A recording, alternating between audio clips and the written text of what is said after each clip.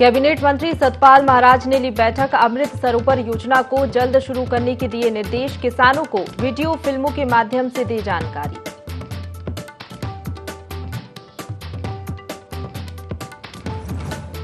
ऋषिकेश पहुंचे वन मंत्री ने 84 कुटिया का किया निरीक्षण। कहा 84 कुटिया को और ज्यादा किया जाएगा विकसित। अधिकारियों को दिए कुटिया के रख रखाव के निर्देश।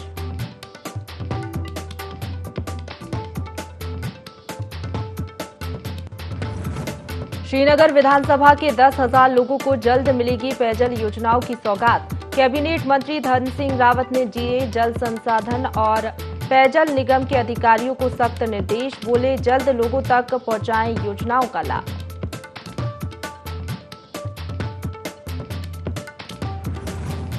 कांवड़ मेले को सफल बनाने प्रशासन की तैयारी। हरिद्वार में मीटिंग का दौर जारी। 7 फीट से ऊंची कांवड़ नहीं ला पाएंगे कांवड़। यात्रा में लगभग 2 करोड़ श्रद्धालु आने की संभावना।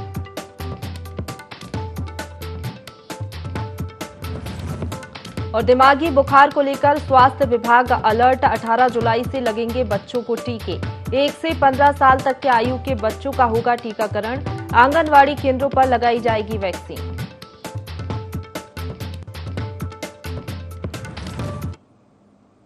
नमस्कार, देवभूमि लाइव में आप सभी का स्वागत है। आपके साथ मैं हूं प्रशंसा। बुलेटिन की शुरुआत करेंगे देहरादून की खबर के साथ, जहां राज्यसभा सांसद नरेश बंसल ने 2 गांव गोद लिए हैं। डोईवाला के जीवनवाला और ऋषिकेश के हरिपुर कला को गोद सांसद ने लिया है। जल्द इन गांवों का मुआयना राज्यसभा सांसद करेंगे।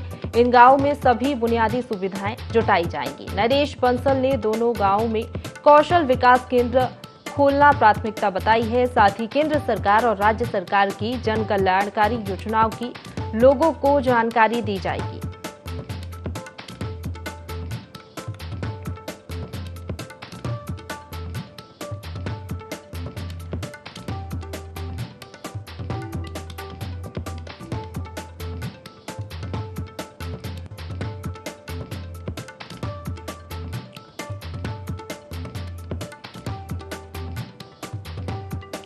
तो डोईवाला के जीवनवाला और ऋषिकेश के हरिपुर कला को गोद राज्यसभा सांसद नरेश बंसल ने लिया है।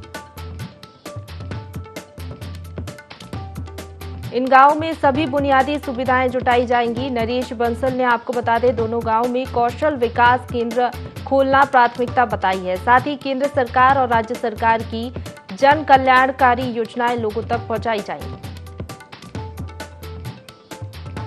ज्यादा जानकारी के साथ हमारे साथ principal correspondent Kailash Visht live बन गए हैं। कैलाश, राज्यसभा सांसद ने 2 गांव गोद लिए हैं, क्या जानकारी इसको लेकर, क्योंकि काफी अच्छा काम उन्होंने किया है, इससे गांव जो है वो और बेहतर तरीके से विकसित हो पाएगा। देखिए प्रशंसा, बिल्कुल यहाँ पर अगर नरेश बंसल की बात करें तो इन दिनों वो अपने उत्तराखंड दौरे पर हैं और कल देहरादून में भी उन्होंने एक प्रेस वार्ता की थी। और उसके अलावा जो 2 गाँव हैं, 2 गांव को उन्होंने गोद लिया है। तो जाहिर सी बात है कि जब किसी सांसद द्वारा किसी गांव को गोद लिया जाता है तो वाकई में इसे खुशनसीबी कही जाएगी सांसद की भी और साथ ही उन ग्रामीण क्षेत्रों के लोगों की भी, कि जहां पर सीधे जो केंद्र की जो योजनाएं हैं उनको उन गांवों में उतारने का पुरजोर प्रयास किसी भी सांसद द्वारा किया जाता है। कल जिस तरीके से 2 गांवों को गोद लिया गया है नरेश बंसल द्वारा, उसके तहत जो जितने भी वहां पर संबंधित अधिकारी हैं उन तमाम अधिकारियों को ये निर्देश दे दिए गए हैं कि आप उन गांवों में जो मूलभूत समस्याएं हैं उन मूलभूत समस्याओं का निवारण करते हुए जो सुविधाएं हैं उन सुविधाओं के लिए वहां पर फौरी तौर पर कार्य किया जाए, ताकि किसी तरह की जो दिक्कतें लोगों को यहाँ पर पेश आ रही थी वो दिक्कतें यहाँ पर लोगों को पेश ना आने पाए। क्योंकि अगर पहाड़ी क्षेत्रों की हम बात करें, पहाड़ी क्षेत्रों में कई गाँव ऐसे होते हैं जहाँ पर पानी की समस्या होती है, जहाँ पर सड़क की समस्या है, जल भराव की समस्या है, अस्पताल से लेकर शिक्षा की समस्या होती है। तो इन तमाम चीजों को देखते हुए ही यहाँ पर नरेश बंसल ने साफ तौर पर निर्देशित तमाम अधिकारियों को कर दिया है कि जब वो गांव गोद ले रहे हैं तो कोशिश उनकी यही रहेगी कि इन 2 गांवों को वो आदर्श गांव यहाँ पर बना सके, ताकि ये जो गांव है ये एक नजीर पेश हो सके अन्य गांव के। बिल्कुल कह सकते हैं, क्योंकि जो ग्रामीण क्षेत्र होते हैं, दूरस्थ क्षेत्र होते हैं, वहां पर योजनाओं का लाभ नहीं पहुंच पाता। और कई बार सरकार तो तमाम प्रयास करती है ताकि गरीब लोगों को और जो निचले तबके के लोग हैं उन तक योजनाओं का लाभ पहुंच सके, लेकिन जो अधीनस्थ लोग होते हैं वो कहीं ना कहीं कोताही बरत देते हैं। लेकिन अब सांसद खुद मॉनिटरिंग करेंगे तो कह सकते हैं उन गाँव का विकास बहुत ज्यादा बेहतर तरीके से हो सकेगा। बिल्कुल, देखिए सबसे बड़ी बात तो यह है कि जो नरेश बंसल हैं वो लोकसभा सांसद नहीं हैं बल्कि राज्यसभा सांसद हैं और राज्यसभा सांसद का अधिकार क्षेत्र होता है कि कहीं पर भी वो अपने जो उनकी जो सांसद निधि है उसका इस्तेमाल कर सकते हैं। तो उनका एक दायरा लिमिटेड दायरा नहीं है, उनका कोई भी दायरा नहीं है बंधा हुआ दायरा और यहाँ पर जिस तरीके से आपने सवाल किया वाक़ई यहाँ पर कोशिश उनकी यही रहेगी सांसद की कि इस गाँव को तो यहाँ पर इन 2 गाँवों को तो चिन्हित उन्होंने किया ही है और यहाँ पर जब प्रदेश का वो प्रतिनिधित्व तो राज्यसभा में करते हैं, केंद्र की जो योजनाएं होती हैं, तो उन योजनाओं का सीधा क्रियान्वयन किस तरीके से इन गांवों में धरातल पर उतर सके, ये उनकी पहली प्राथमिकता होगी। क्योंकि कल भी हमारी उनसे बातचीत हुई थी कई मसलों को लेकर, तो उनका साफ तौर पर यही कहना था कि एक बहुत बड़ी जिम्मेदारी उनके कंधों पर बीजेपी ने, पार्टी ने यहाँ पर दी है और एक सांसद के रूप में जब उनको चुना गया और उनको भेजा गया राज्यसभा, तो ये उनकी जिम्मेदारी होती है सिर्फ इन 2 गांवों को ही नहीं, बल्कि पूरे प्रदेश में अगर कहीं भी उनके अनुरूप अगर कोई भी कार्य की जरूरत जनता को पड़ती है या संगठन को पड़ती है या फिर सरकार को पड़ती है, तो उसका पूरा पालन वो करेंगे, ऐसा उन्होंने खुद कहा। जी, चलिए आप बने रहिए, कैलाश हमारे साथ आगे भी आपसे जानकारी लेंगे। तो हरिद्वार से खबर मिल रही है जहां 7 फीट से ऊंची कावड़ पर रोक रहेगी। गढ़वाल आयुक्त ने सभी अफसरों को निर्देश इसके लिए जारी कर दिए हैं। हरिद्वार की बैठक में ये निर्णय लिया गया है। दुकानों में ऐसी कोई बिक्री ना हो जैसे हथियार के रूप में इस्तेमाल किया जा सके, आयुक्त ने ये निर्देश दिए हैं। इसके साथ ही बता दें, सड़क किनारे दुकान लगाने वालों को आईडी रखनी होगी।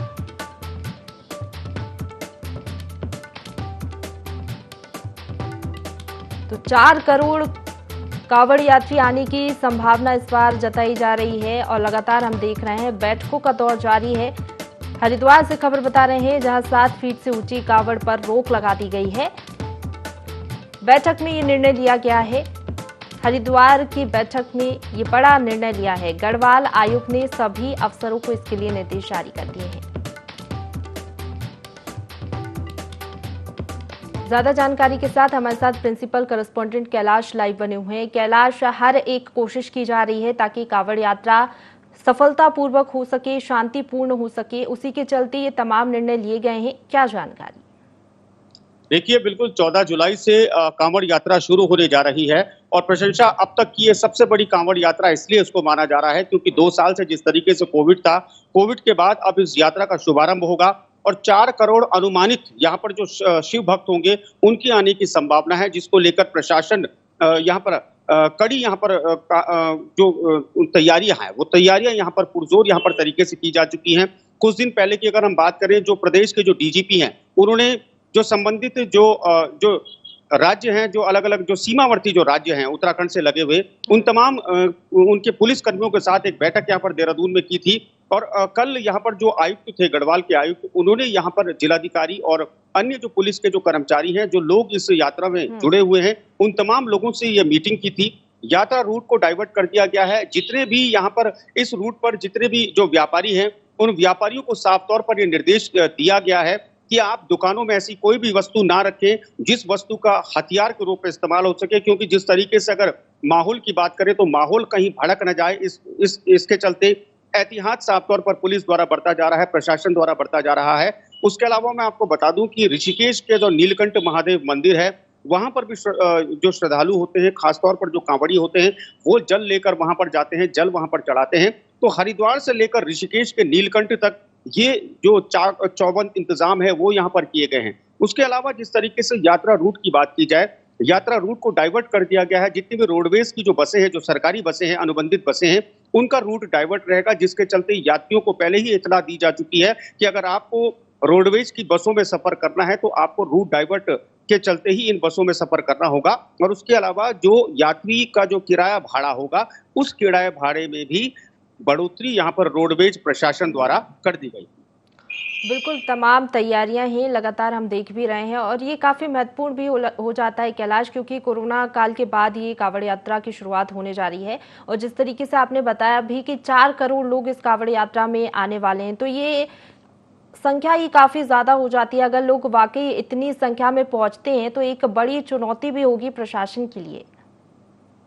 हाँ, बिल्कुल देखिए बहुत बड़ी चुनौती है। मैंने आपको बताया कि वाक़ई में 4 करोड़ यात्रियों की संख्या कम नहीं होती और प्रदेश में जैसे अभी चारधाम यात्रा चल रही है, प्रदेश में अभी कांवड़ यात्रा शुरू होने वाली है, तो इसको लेकर प्रशासन के आगे दोहरी चुनौती है। और उसके अलावा एक चीज़ और यहाँ पर मैं आपको बताना चाहूँगा कि जो कांवड़ लेकर जो श्रद्धालु जो खासतौर पर जो कांवड़िए आते हैं, कई बार ऐसा देखा जाता है कि बड़े-बड़े ट्रकों में या बड़े-बड़े ट्रैक्टर्स में वो अपनी कांवड़ लेके आते हैं जिसमें सैकड़ों तरह के स्पीकर्स लगाए होते हैं जिससे जो माहौल होता है, माहौल खराब होने का डर होता है। तो इस वक्त प्रशासन ने साफ तौर पर ये निर्देश दिए हैं कांवड़ियों को कि 7 फीट से ऊंची कांवड़ कोई भी कांवड़िया नहीं लाएगा और अगर लाता है तो उस पर दंडात्मक कार्रवाई के भी प्रावधान होंगे। इसके अलावा कांवड़ का जो रूट होगा उस रूट पर जितने भी यहाँ पर फड़ वाले होंगे, दुकानदार होंगे, ढाबे वाले होंगे, उन तमाम लोगों को ये कहा गया है कि आप लोग अपनी आईडी जरूर रखें क्योंकि कभी भी चेकिंग हो सकती है और किसी पर अगर आईडी नहीं पाई जाती है तो उसके खिलाफ भी दंडात्मक कार्रवाई करने के प्रशासन ने साफ तौर पर निर्देश दे दिए हैं।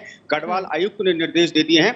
तो कुल मिलाकर ये कहा जाए कि इस यात्रा को बिल्कुल हल्के में नहीं ले रही है सरकार। एक बहुत बड़ी चुनौती है न सिर्फ उत्तराखंड के लिए बल्कि अन्य उन राज्यों के लिए भी जहां जहां से यात्री और जहां जहां से कांवड़िए उत्तराखंड आते हैं। तो कुल मिलाकर ये कहा जाए कि तैयारियां पूरी हैं। अब 14 तारीख का इंतजार प्रशासन को है कि किस तरीके से यात्री आते हैं, किस तरीके से कांवड़िए आते हैं, स्नान करेंगे, जल भरेंगे, नीलकंठ महादेव में वो जल चढ़ाएंगे और उसके बाद फिर अपने गंतव्य को लौट जाएंगे।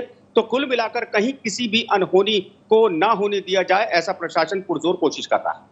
बिल्कुल तैयारियां पूरी हैं और बस अब इंतजार है तो कांवड़ यात्रा का। बहुत शुक्रिया आपका। देहरादून में कैबिनेट मंत्री डॉक्टर धन सिंह रावत ने सचिवालय स्थित डीएमएमसी सभागार में श्रीनगर विधानसभा क्षेत्र में निर्माणाधीन एवं स्वीकृत आधा दर्जन पेयजल योजनाओं की प्रगति की समीक्षा की, जिसमें जल संस्थान एवं पेयजल निगम के अधिकारी उपस्थित रहे। डॉक्टर रावत ने बताया कि क्षेत्र में पेयजल संबंधी समस्याओं को शीघ्र दूर कर दिया जाएगा। इसके लिए क्षेत्र में विभिन्न पेयजल योजनाएं संचालित की जा रही हैं। इसके साथ ही डॉक्टर रावत ने बताया कि श्रीनगर विधानसभा क्षेत्र के लिए 6 बड़ी पेयजल योजनाएं स्वीकृत की गई हैं, जिनका निर्माण कार्य पूरा हो जाने से पेयजल संकट समाप्त हो जाएगा।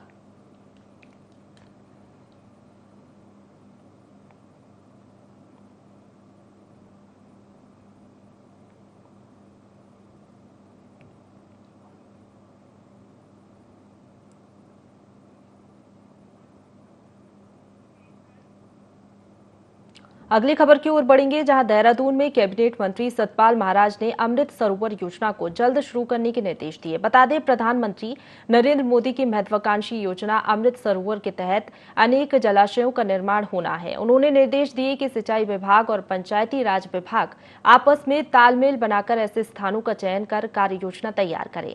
योजना को धरातल पर उतारने के लिए इस विषय पर मिलकर एक वर्कशॉप आयोजित करनी चाहिए। समीक्षा बैठक के दौरान सिंचाई मंत्री ने लघु सिंचाई विभाग के अधिकारियों को निर्देश दिए कि वह स्प्रिंकलर सिंचाई के महत्व को बताते हुए कम पानी में सिंचाई कैसे होती है, इस बारे में किसानों को वीडियो फिल्मों के माध्यम से जानकारी दें।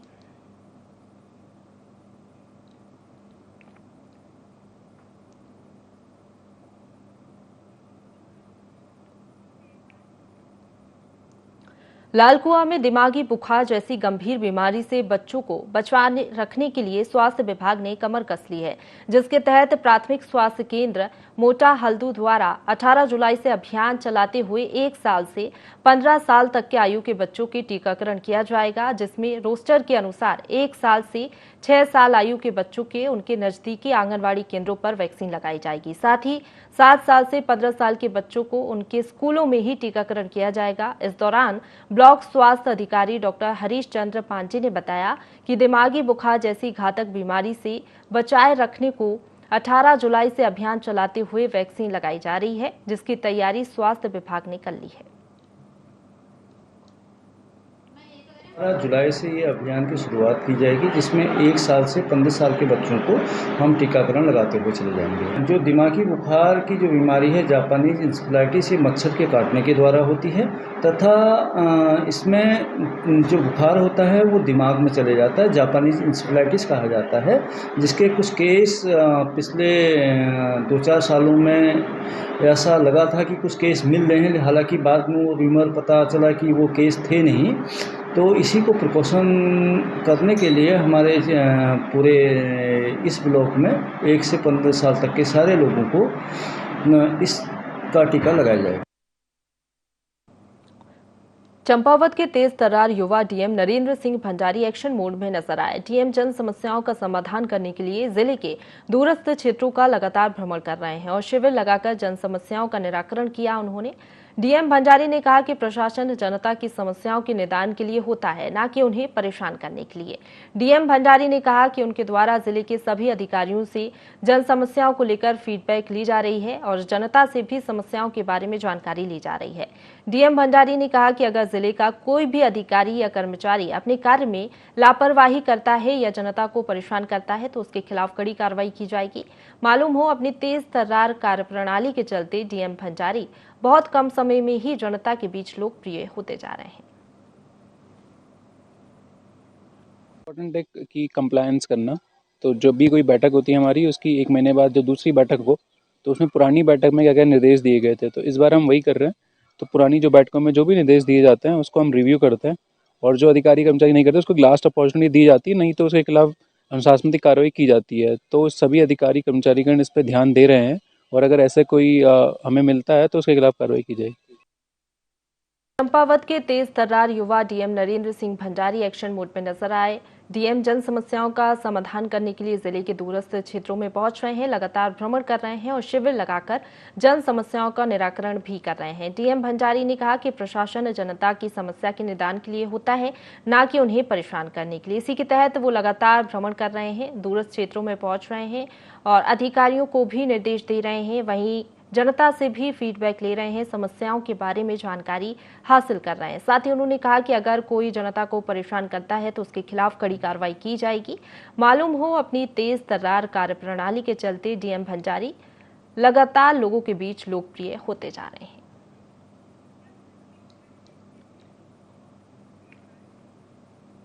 वन मंत्री सुबोध उनियाल ने ऋषिकेश के स्वर्ग आश्रम की 84 कुटिया का निरीक्षण किया। ये आश्रम राजाजी टाइगर रिजर्व पार्क से घिरा हुआ है। आश्रम को अंतर्राष्ट्रीय स्तर पर पहचान दिलाने के लिए काम किया जाएगा। अधिकारियों को जरूरी निर्देश दिए गए हैं। वन महकमा विस्तृत कार्य योजना तैयार करने में जुट गया है। वन मंत्री सुबोध उनियाल ने बताया कि 84 कुटिया हमारी धरोहर है। बीटल्स की वजह से ये आश्रम ज्यादा मशहूर है और इसकी सांस्कृतिक विरासत को बरकरार रखते हुए इसे विकसित किया जाएगा।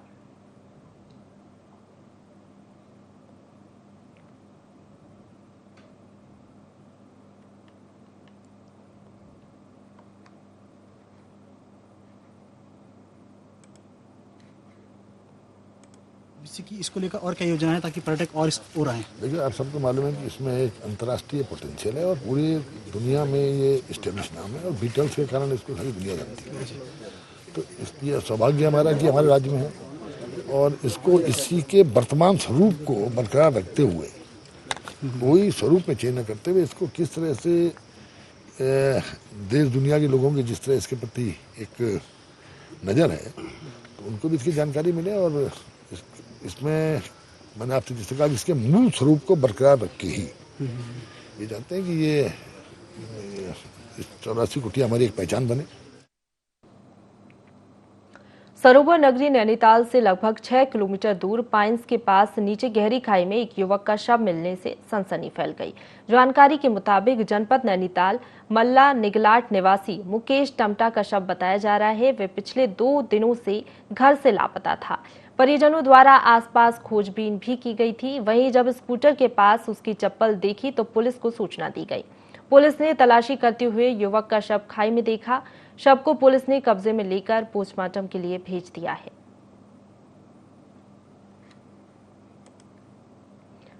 तो सरोवर नगरी नैनीताल से लगभग 6 किलोमीटर दूर पाइन्स के पास गहरी खाई में युवक का शव मिलने से सनसनी फैल गई।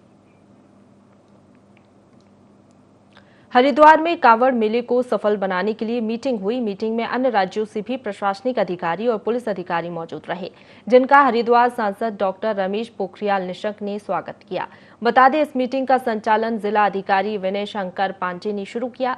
राज्य में 4 धाम यात्रा चल रही है, जिसमें करीब 2 करोड़ से ज्यादा लोग शांतिपूर्ण दर्शन कर चुके हैं। उसी तरह कांवड़ यात्रा को भी शांतिपूर्ण और सफल बनाने को लेकर चर्चा की गई।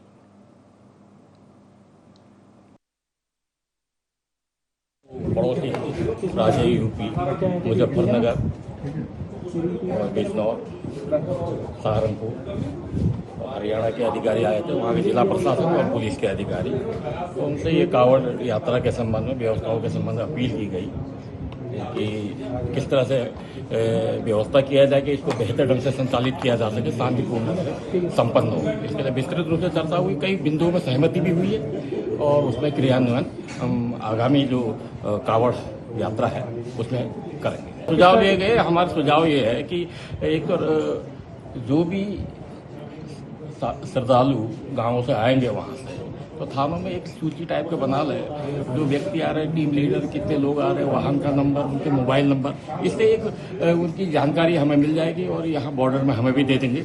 इस तरह का एक उनके परिचय लेने का। और एक अपील ये भी किया गया कि हर एक श्रद्धालु जो भी आए अपने साथ परिचय पत्र जरूर रखें। इस वर्ष जो कांवड़ यात्रा है उसमें भी काफ़ी अधिक संख्या में यात्रियों के आने की संभावना है। उसको देखते हुए समस्त व्यवस्थाएं बनाई जानी हैं, जिसमें कि मुख्यतः ट्रैफिक को लेकर जो व्यवस्था है, दोनों तरह का जो पैदल यात्री है और जो वाहनों से जो डाक कांवड़ इत्यादि आते हैं, उसके लिए ट्रैफिक रूल्स के विषय में चर्चा हुई। किस प्रकार हम इसको गाजियाबाद से, मेरठ से, हरियाणा से, गंगानगर से, करनाल से, हिमाचल में कोटा साहब से, मोर आदि क्षेत्रों से किस प्रकार नियंत्रित करेंगे ताकि किसी को कोई कठिनाई ना हो और सुचारू रूप से यात्रा चले। स्वास्थ्य एवं चिकित्सा शिक्षा मंत्री डॉक्टर धन सिंह रावत ने सचिवालय के वीर चंद्र सिंह गढ़वाली सभागार में स्वास्थ्य विभाग की समीक्षा बैठक ली, जिसमें मरीजों के हित में कई महत्वपूर्ण फैसले लिए गए। प्रत्येक ब्लॉक एवं जिला अस्पतालों में रोगी कल्याण समिति और रोगी कल्याण कोष का गठन किया जाएगा। विभागीय अधिकारियों को समिति एवं कल्याण कोष गठन का प्रस्ताव तैयार कर जल्द शासन को सौंपने के निर्देश दिए गए। इसके अलावा जिला स्तर पर टेलीमेडिसिन सेवाओं की व्यवस्था की जाएगी। साथ ही स्वास्थ्य सेवाओं के व्यापक प्रचार प्रसार और जन जागरूकता के लिए आईईसी टीम भी गठित की जाएगी।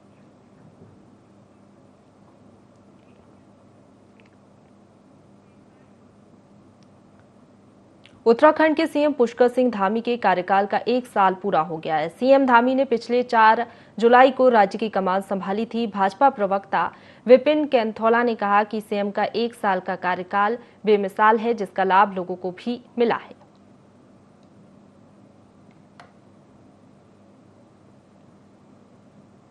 धामी जी का 1 वर्ष का कार्यकाल बतौर मुख्यमंत्री उत्तराखंड में पूर्ण हुआ है। उनको शुभकामनाएं हैं। भारतीय जनता पार्टी के बेहतर सिपाही के रूप में, एक कैप्टन के रूप में उन्होंने उत्तराखंड की बागडोर संभाली और निश्चित रूप से उत्तराखंड के अंदर जो मिथक थे, उन मिथकों को तोड़ने में भारतीय जनता पार्टी पुष्कर सिंह धामी जी के नेतृत्व में कामयाब हुई, नरेंद्र मोदी जी के नेतृत्व में कामयाब हुई। और इस 1 वर्ष में हमारी सरकार ने, धामी जी ने कई जन आकांक्षी योजनाओं को लॉन्च किया, कई जन आकांक्षी योजनाओं को बनाया। निश्चित रूप से उसका लाभ उत्तराखंड के लोगों ने लिया, जिसकी बदौलत हम एक बार फिर से उत्तराखंड में प्रचंड बहुमत की सरकार बनाने में कामयाब हुए। इसी के साथ बुलेटिन में फिलहाल इतना ही। खबरों का सिलसिला लगातार जारी है, आप बने रहिए हमारे साथ।